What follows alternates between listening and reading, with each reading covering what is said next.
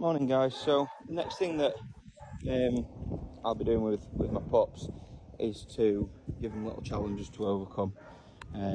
Nothing too difficult, but at the same time it's probably the hardest thing that she's ever had to overcome in her life to this point. So just little things like the gate. I'll climb over it, see if she'll go through it.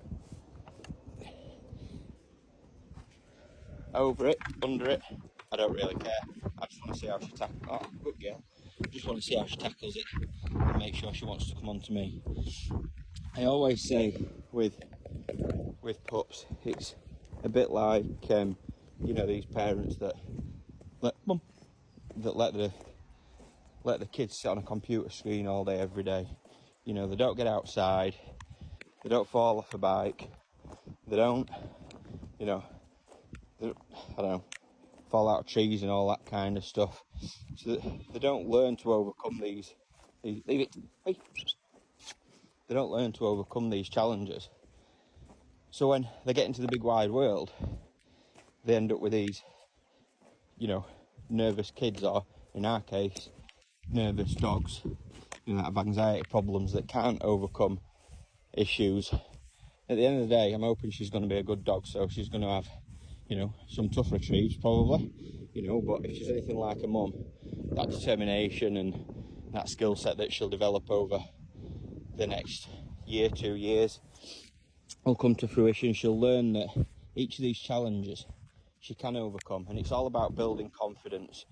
So the next time she comes to an obstacle that she's got to try and climb over, she'll know that she's done it before. It might be a bit easier, it might be a bit harder, but as long as we keep everything within the realms of what's possible for her to do, then we should keep being able to build her confidence.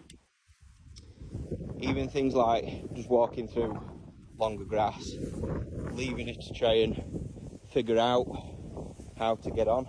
It's not overly long, but again, it's long for her. If she comes through that, what's the easiest option? It's by far to walk along those nice little paths. Yeah. Good girl. But we just wanted to keep coming, keep trying new things, keep exploring, keep building that confidence and keep building that trust in us and what we're asking her to do. That we're not going to ask her to do anything that any harm's going to come to her.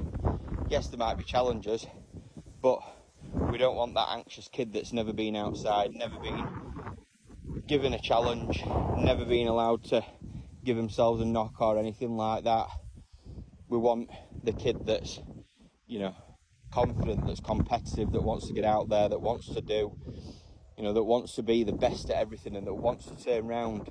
We're their coach in a lot of respects, that wants to turn around to the coach at the end of the game and be proud of the performance that they've put in. I want my dogs, when they've had a hard retrieve, to in themselves feel like they've accomplished something and come back to me with that bird proud as punch. And if you don't let them overcome these challenges and put these little tests in the way, they're never gonna get to that point. You don't get a real good dog by giving it everything on a plate. It's got to do something to earn it. Good girl. And you can see I haven't really interacted with her. I've just been on my phone. But no matter what, she's still hanging around me. She has been out here before on this, as you've seen in the other video. But all she wants to do is follow me and come with me.